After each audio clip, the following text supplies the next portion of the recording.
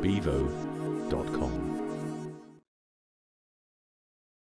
Simon, for a newly appointed chief executive that maybe you've just come up through succession planning internally, what would be the one piece of advice you give to a newly appointed chief exec? I think that you have to build, an infrastructure of people around you. And you know what? Sometimes being a chief exec can be a pretty lonely job because you're the guy at the top and you need to sometimes tell people things they don't want to hear. My advice would be build a network in the organization that you can reach down into to understand what's really going on. Right? The best people to speak to about what is happening in a job or how it's going are the people that are doing the work, because they know. And often they'll say to you, you know what, Simon, this is mad. Why are we doing this? This just isn't working, or that's not happening. And you may not get that message back through. So spend time, pick, packing and shipping, spend time customer service, spend time with the technical people who are developing to understand what they're doing on a day-to-day job. And as a chief executive, your role is to get rid of the treacle. Right? Get the treacle out of the way of what people need to do so they can do those heroics that make them achieve extraordinary things.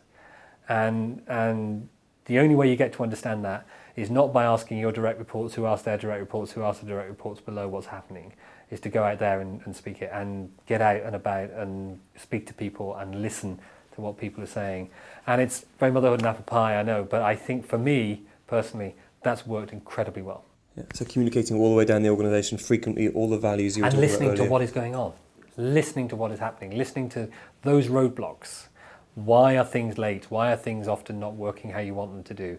Why are things not being achieved? Do people really understand what you're trying to achieve? And you only get you host regular brown bags, you get out there, you sit down with people, spend time getting to know people.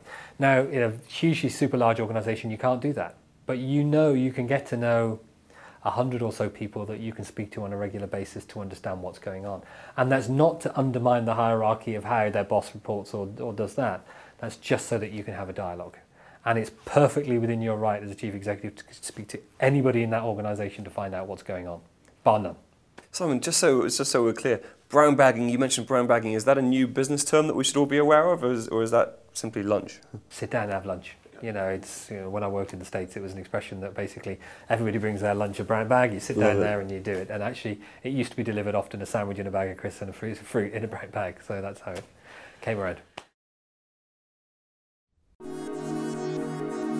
bevo.com